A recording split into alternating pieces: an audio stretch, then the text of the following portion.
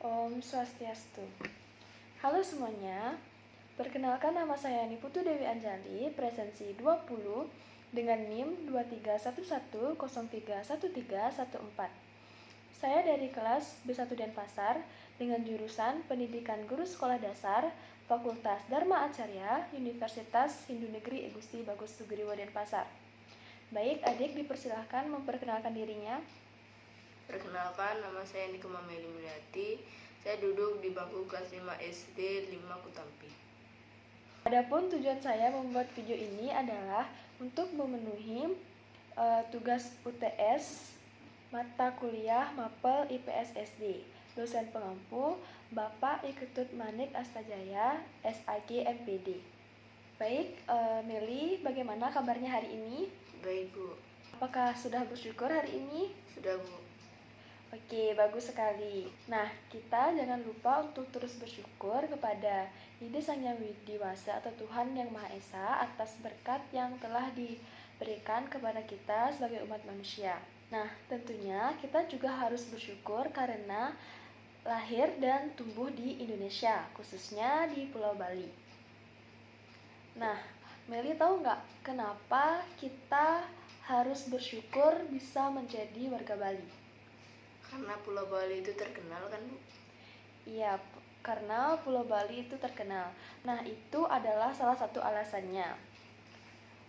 Tapi tentunya bukan hanya itu saja alasan mengapa kita harus bersyukur menjadi warga Bali. Kita harus bangga menjadi warga Bali karena pulau ini memiliki keunikan, yaitu dari segi budaya, alam, dan masyarakatnya yang sangat kaya.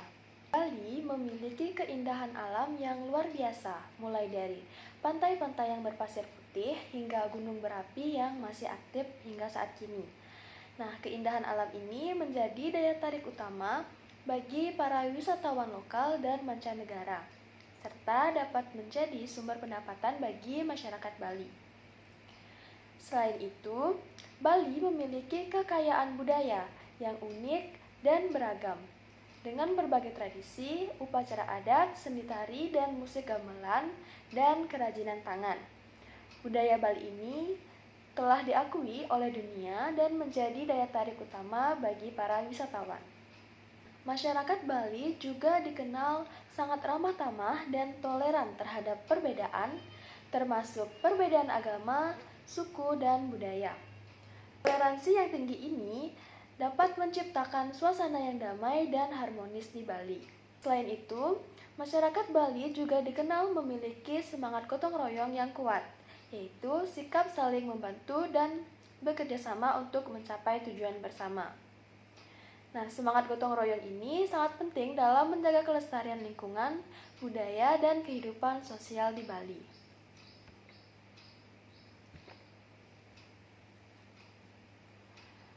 Bali juga memiliki potensi ekonomi yang besar, terutama di sektor pariwisata, pertanian, dan kerajinan tangan.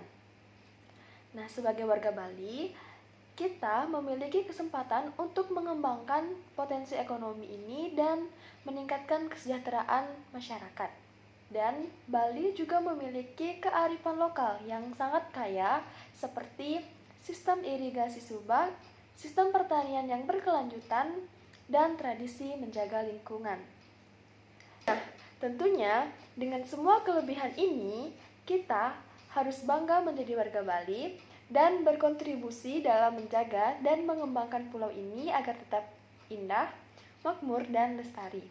Nah, tentunya masih banyak sekali alasan mengapa kita harus bangga menjadi warga Bali. Nah, sekarang akan kita bahas satu persatu ya, sesuai materi kita hari ini, yaitu materi IPAS kelas 5 SD bab 7, yaitu tentang daerahku kebanggaanku.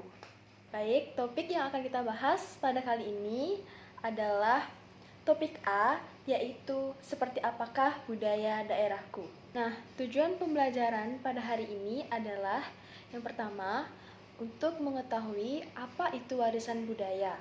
Yang kedua, memahami jenis-jenis warisan budaya. Dan yang ketiga, mengetahui sejarah dari warisan budaya daerah.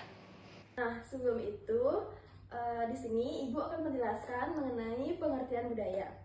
Nah, jadi budaya adalah cara hidup yang berkembang yang dimiliki oleh sekelompok orang, kemudian diwariskan secara turun-temurun dari generasi ke generasi berikutnya. Nah, berikutnya yaitu warisan budaya. Nah, jadi warisan budaya adalah peninggalan dari masyarakat zaman dahulu yang kemudian diwariskan secara turun-temurun kepada kita, baik berupa benda maupun non-benda. Nah, baik yang pertama, yang berupa benda itu seperti apa sih contoh warisan budaya kita? Rumah adat, pakaian adat, makanan tradisional, dan senjata tradisional. Oke, baik. Jadi yang berupa benda itu antara lain rumah adat, pakaian adat, makanan tradisional, dan juga senjata tradisional. Baik, kalau yang ada di daerah kamu, contoh pakaian adatnya pakaian apa? Kain rangrang dan kain cupu. Oke, kain rangrang dan kain cepu. Tahu nggak kain rangrang itu berasal dari desa mana? Tidak tahu, Bu. Nah, jadi kain rangrang ini berasal dari Desa Penjemputan, Kecamatan Nusa Penida, Kabupaten Klungkung. Nah, kain ini juga dikenal sebagai tenun cepuk rangrang. Nah, adapun ciri khas dari kain rangrang ini adalah memiliki motif geometris seperti belah ketupat, zigzag, dan garis vertikal dengan warna-warna yang cerah. Motif-motif ini terinspirasi dari keadaan geografis Nusa Penida yang berupa pegunungan dan juga perbukitan. Nah, dulunya kain rangrang ini adalah jenis kain tenun leluhur warga Nusa Penida yang dahulunya hanya dijadikan perlengkapan upacara keagamaan saja. Nah, berikutnya ada warisan budaya berupa non-benda, di mana warisan budaya non-benda itu adalah praktik, representasi, ekspresi, pengetahuan, keterampilan, dan berbagai objek, artefak, dan ruang budaya terkait dengan praktik tersebut yang diakui oleh masyarakat, kelompok, dan individu sebagai bagian dari warisan budaya mereka. Nah, kalau contoh warisan budaya non-benda, tahu nggak contohnya seperti apa?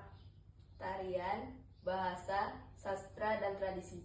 Nah, baik, benar sekali apa yang dibilang tadi, itu adalah contoh warisan budaya non-benda kita. Nah, kalau contoh tarian tradisional di daerah kamu seperti apa? Tari apa? Tari Reja Renteng. Ya, tari Reja Renteng. Tahu nggak tari Reja Renteng itu berasal dari daerah mana? Tidak tahu. Nah, jadi tari Reja Renteng itu berasal dari Desa Adat Saren yang terletak di Desa Pekraman Mujaning Tembeling.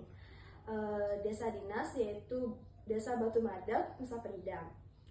Nah, jadi tari Rejang Renteng ini diciptakan pada tahun 1999 oleh Dinas Kebudayaan Provinsi Bali sebagai rekonstruksi dari tari renteng di Nusa Penida. Nah, adapun rekonstruksi tarian ini bertujuan untuk melestarikan seni tradisi Bali dan mencegahnya agar tidak punah. Nah, biasanya kapan tari Rejang Renteng ini ditarikan atau dipentaskan? Pada waktu persembahyangan, Bu. Oke, pada waktu persembahyangan di pura. Nah, jadi tari Rejang Renteng ini memiliki dua fungsi, yaitu fungsi wali dan fungsi bebali. Nah, jadi fungsi wali adalah sebagai tarian sakral yang dibawakan pada saat upacara keagamaan atau dewayatnya di pura. Nah, sebagai bentuk persembahan kepada dewa atau ide Sang Hyang Widi-Wasa. Adapun fungsi bebali adalah tarian yang digunakan dalam upacara manusiatnya, yaitu untuk persembahan, untuk pemeliharaan, dan juga persucian spiritual yang dilakukan dalam berbagai kegiatan adat seperti pekan budaya, pentas budaya, dan juga festival di desa. Jadi ini adalah potret dari tari Rejang Renteng di Nusa Penida. Nah, seperti yang ada di gambar, seperti apa pakaian dari tari Rejang Renteng ini? Memakai kebaya putih, kamen kuning, dan rambut kuning. Ya, betul sekali. Biasanya tari Rejang Renteng ini ditarikan oleh ibu-ibu di desa dengan menggunakan kebaya putih, kamben kuning, dan juga selendang kuning. Nah, tentunya seiring dengan berkembangnya zaman, pasti akan ada banyak budaya-budaya baru atau tren-tren baru yang nantinya akan membuat budaya kita menjadi punah. Nah, sekarang bagaimana cara kita sebagai generasi penerus agar budaya sumpah pusing. Bahasa apa? Bahasa apa sih? Nah, sekarang bagaimana cara kita, yaitu sebagai generasi penerus, agar warisan budaya kita tetap lestari dan tidak punah? Nah, kalau Meli, mungkin apa yang akan Meli lakukan untuk menjaga warisan budaya kita agar tetap lestari atau tidak punah? Mempelajarinya. Mempelajarinya, baik. Mempelajarinya, contohnya mempelajari apa? Tariannya. Oke, tari Bali ya. Salah satu tari Bali yang Meli sukai itu tari apa? Tari condong. Baik, tari condong.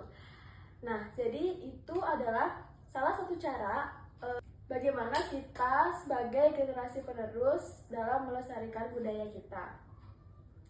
Nah, selain itu, ada beberapa cara yang bisa kita lakukan agar bisa menjaga warisan budaya kita agar tidak punah.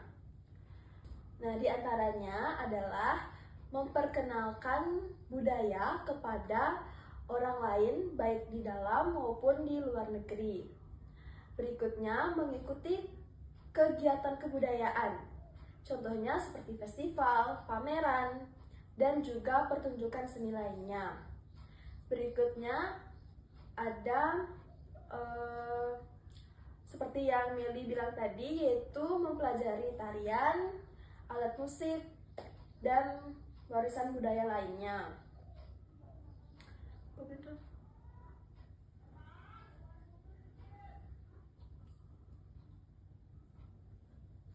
Nah, jadi itu tadi materi mengenai warisan budaya. Nah, dari sini apakah Meli sudah paham mengenai materinya? Sudah. Oke, sudah paham ya? Baik, Meli, apakah bisa membantu Ibu untuk menyimpulkan materi kita hari ini? Bisa, Bu. Baik, silahkan disimpulkan ya. Warisan budaya adalah aset berharga yang dimiliki oleh suatu bangsa dan masyarakat. Melalui warisan budaya, kita dapat memahami sejarah, nilai-nilai, dan tradisi yang telah diwariskan oleh nenek moyang kita. Warisan budaya tidak hanya berupa benda-benda fisik seperti bangunan, artefak, dan karya seni, tetapi juga meliputi tradisi, bahasa, dan nilai-nilai yang dianut oleh suatu masyarakat. Baik, benar sekali. Nah, tentunya dalam memahami warisan budaya, kita perlu memahami konsep-konsep seperti pelestarian, pengembangan, dan pemanfaatan warisan budaya. Pelestarian warisan budaya sangat penting untuk menjaga keaslian dan keberlangsungan warisan budaya.